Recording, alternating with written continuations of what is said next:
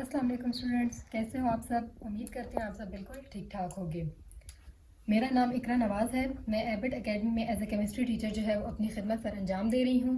लेकिन मेरे बहुत सारे स्टूडेंट्स जो फिज़िकली एकेडमी में नहीं आ सकते, बहुत सी फाइनेंशियल प्रॉब्लम्स की वजह से, या फिर उनके लिए ये एरिया दूर पड़ता है, तो उन्होंने मुझसे रिक्वेस्ट की कि मैम आप अपनी वीडियोस जो है वो हमें किस तरीके से अपना लेक्चर हम तक पहुँचाएँ ताकि हम इससे फ़ायदा उठा सकें। तो मेरी एक छोटी सी कोशिश है कि मैं उन स्टूडेंट्स तक भी अपना मैसेज पहुंचा सकूं जिनके लिए यहाँ आना पॉसिबल नहीं है।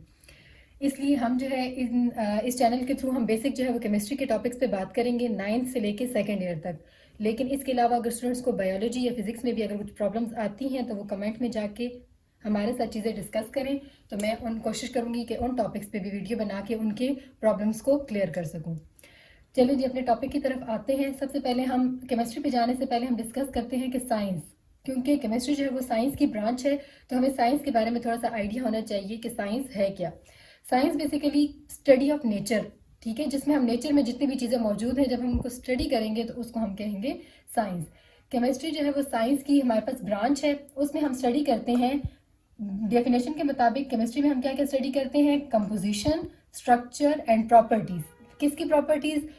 मैटर की प्रॉपर्टीज़। इसके अलावा उसमें हम क्या डिस्कस करेंगे? उसमें हम जो चेंजेस हो रही हैं मैटर में उनके बारे में पढ़ेंगे, और जिन लॉज या प्रिंसिपल की बेसिस पे वो चेंजेस हो रही हैं उनको हम डिस्कस करेंगे। तो हमें क्लियर हो गई कि हम जब मैटर को स्टडी करेंगे, उसकी कंपोजिशन को, उसके स्ट्रक्चर को, प्रॉपर्टीज़ को, और चेंजेस और जो लॉज एंड प्रिंसिपल उन चेंजेस को डील कर रहे हैं, तो हम उसको कहेंगे केमिस्ट्री। तो केमिस्ट्री जो है वो एक वास्ट सब्जेक्ट है, आप उसको एक ही ब्रांच में सारा कुछ स्टडी नहीं कर सकते। अपनी इस प्रॉब्लम को सॉल्व करने के लिए जो है केमिस्ट्री को मुख्तलिफ ब्रांचेस में डिवाइड किया गया है, ताकि उन चीज़ों को हम पार्ट्स में जब डिवाइड करेंगे तो हम वन बाय वन सारी चीज़ों को क्लियर कर सकते हैं। तो केमिस्ट्री को मैं आपको ये माइंड मैप इसलिए बना के दे रही हूँ ताकि इस फॉर्म में आपको चीज़ें जो है वो मेमोराइज रहती हैं, आप इजीली उन चीज़ों को याद रख सकते हैं। फिर जब आपको कोई इन्फॉर्मेशन चाहिए होती है तो उसको आपके फुल जो है वो सब्जेक्ट को ओपन अप नहीं करना पड़ता, आप उस स्पेसिफिक ब्रांच में जाते हैं और आप उसको स्टडी करते हैं। तो बाय नेम हम पहले ब्रांचेस को डिस्कस करते हैं, फिर हम वन बाय वन उन ब्रांचेस की डिटेल्स पे जाएंगे। केमिस्ट्री को जो है वो डिवाइड किया गया है 8 ब्रांचेस में: physical chemistry, organic chemistry, inorganic chemistry, analytical chemistry, industrial chemistry, nuclear and biochemistry. फिर हम आते हैं वन बाय वन इनकी डिटेल्स पे। तो हमें क्लियर हो गई कि हम जब मैटर को स्टडी करेंगे, उसकी कंपोजिशन को, उसके स्ट्रक्चर को, प्रॉपर्टीज़ को, और चेंजेस और जो लॉज एंड प्रिंसिपल उन चेंजेस को डील कर रहे हैं, तो हम उसको कहेंगे केमिस्ट्री।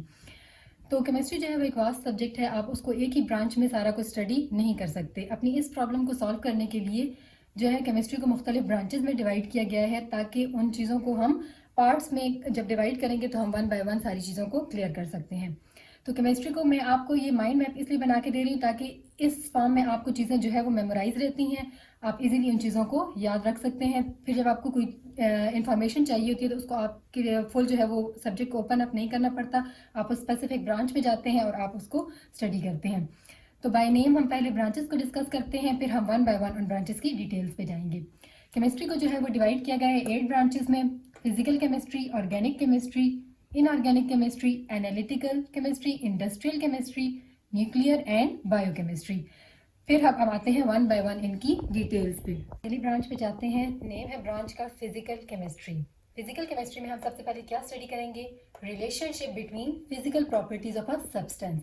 जो फिजिकल प्रॉपर्टीज हैं, जो फिजिकल चेंजेस सब्सटेंस में हो रही हैं, उनके बारे में स्टडी करेंगे, along with chemical changes also occurring in a substance. क्योंकि ये केमिस्ट्री है तो हम इसमें फिजिकल प्लस केमिकल चेंजेस को स्टडी करेंगे। सेकंड हमारे पास आ जाता है ऑर्गेनिक केमिस्ट्री। तो ऑर्गेनिक केमिस्ट्री को समझने के लिए पहले हमें सबसे पहले समझना होगा ऑर्गेनिक कंपाउंड्स किसे कहते हैं। वो कंपाउंड्स जिसमें hydrogen and carbon basic elements मौजूद हों, तो उनको हम कहेंगे ऑर्गेनिक कंपाउंड्स। उनको हम HCS से रिप्रेजेंट करते हैं। तो जब भी हम हाइड्रोकार्बन्स को स्टडी करेंगे अलॉन्ग विद देयर डेरिवेटिव्स, तो उसको हम कहेंगे ऑर्गेनिक केमिस्ट्री। मीन इन दो एलिमेंट्स के अलावा उनमें जब हम रिप्लेसमेंट करेंगे, जो डेरिवेटिव्स बनेंगे, उनकी स्टडी को हम कहते हैं ऑर्गेनिक केमिस्ट्री। थर्ड ब्रांच हमारे पास आ जाती है इनऑर्गेनिक केमिस्ट्री। हमारे पास हाइड्रोजन और कार्बन के अलावा और भी एलिमेंट्स मौजूद हैं जिनकी बेसिस पे हमारे पास सब्सटेंसेस बनते हैं। तो उन सब्सटेंसेस को जब हम स्टडी करेंगे जिस ब्रांच में स्टडी करेंगे उस ब्रांच को हम कहेंगे इनऑर्गेनिक केमिस्ट्री। मतलब हाइड्रोकार्बन्स के अलावा जितने भी एलिमेंट्स का जो ग्रुप होगा जिसको हम स्टडी करेंगे तो उसको हम कहेंगे inorganic chemistry. Six branch of chemistry which is nuclear chemistry. Nuclear chemistry name indicate करता है न्यूक्लियर, मतलब जब हम स्टडी करेंगे न्यूक्लियस को, changes occurring in nucleus and properties of particles present within the nucleus along with emission plus absorption of radiation। Nucleus क्या है? Nucleus atom का सेंट्रल पार्ट है और इसमें भी दो पार्टिकल्स मौजूद होते हैं। तो जब भी हम न्यूक्लियस को स्टडी करेंगे और उसमें जो चेंजेस होंगी, पार्टिकल्स जो मौजूद है उनकी प्रॉपर्टीज को स्टडी करेंगे, तो ये सारी चीजें किस में आएंगी? न्यूक्लियर केमिस्ट्री में। ये असल में अभी हम जा रहे हैं बेसिक्स पे, और इसको समझाने का मकसद ये है कि जब हम एडवांस पे जाएं तो हमें वापस इन डेफिनेशंस के लिए ख्वार ना होना पड़े, और हम जो है वो ऑलरेडी इन चीज़ों के बारे में हमें नो हाउ हो, तो हम इजीली आगे अपने एडवांस टॉपिक्स जो है वो कवर अप कर सके। सेवंथ हमारे पास आ जाता है बायोकेमिस्ट्री। बायो नेम इंडिकेट करता है लिविंग। जब हम लिविंग ऑर्गेनिजम्स में केमिस्ट्री को स्टडी करेंगे तो वो हमारे पास आ जाएगा बायोकेमिस्ट्री। बायोकेमिस्ट्री में हम क्या डिस्कस करेंगे? हम सिंथेसिस को डिस्कस करेंगे, कंपोजिशन को डिस्कस करेंगे और केमिकल रिएक्शंस को। किन चीज़ों के केमिकल रिएक्शन? जितने भी केमिकल रिएक्शंस हमारी लिविंग ऑर्गेनिजम्स की बॉडीज में हो रहे हैं या प्लांट्स की उसमें हो रहे हैं, तो वो सारा हमारे पास किस में डिस्कस होगा? बायोकेमिस्ट्री में। बायोकेमिस्ट्री में हम इसके अलावा प्रोटीन्स हो गए, लिपिड्स हो गए, कार्बोहाइड्रेट्स वगैरह जो हो गए, इनकी कंपोजिशन को डिस्कस करेंगे, इनकी सिंथेसिस को डिस्कस करेंगे, और जो हमारी बॉडी में केमिकल रिएक्शंस हो रहे हैं उन सारी चीज़ों के बारे में डिस्कशन करेंगे। लास्ट ब्रांच के ऊपर which is named as environmental chemistry. Environmental chemistry में हम किसको डिस्कस करेंगे? हम interaction of substances, environment, impact of environment. Environment क्या होता है कि नॉन लिविंग का लिविंग के साथ जब इंटरेक्शन होगा तो वो हमारे पास क्या क्रिएट करता है? एनवायरनमेंट। और एनवायरनमेंट के क्या क्या एस्पेक्ट्स हो सकते हैं, क्या क्या असरात हो सकते हैं, उन सारी चीज़ों को हम डिस्कस करेंगे एनवायरमेंटल केमिस्ट्री में।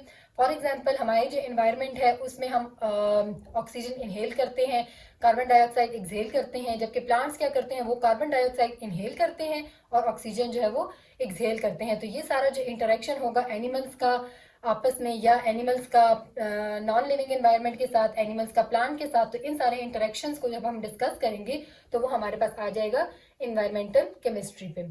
तो आज हमने एक दफ़ा रिकॉल करते हैं कि आज हमने थ्रू आउट क्या पढ़ा। हमने पहले केमिस्ट्री की बेसिक डेफिनेशन को टच किया, फिर उसके बाद हम उसकी ब्रांचेस पे आए वन बाय वन। ब्रांचेस को कवर अप करने के लिए हम नेक्स्ट वीडियो में डिस्कस करेंगे बेसिक जो डेफिनेशंस हैं, ये बेसिक टर्म्स जो है जो केमिस्ट्री में यूज़ होती हैं, हम उनकी तरफ इंशाल्लाह नेक्स्ट वीडियो में मूव करेंगे। अगर आपको वीडियो पसंद आए और इससे आप अगर कुछ सीख सकें तो काइंडली इस चैनल को लाइक करें, शेयर करें और सब्सक्राइब करें, और ज़्यादा से ज़्यादा जो है मुझे कमेंट्स में बताएं कि कौन से टॉपिक आप चाहते हैं कि हम आगे अपनी वीडियोज़ में डिस्कस करें। Thank you. अल्लाह हाफिज़।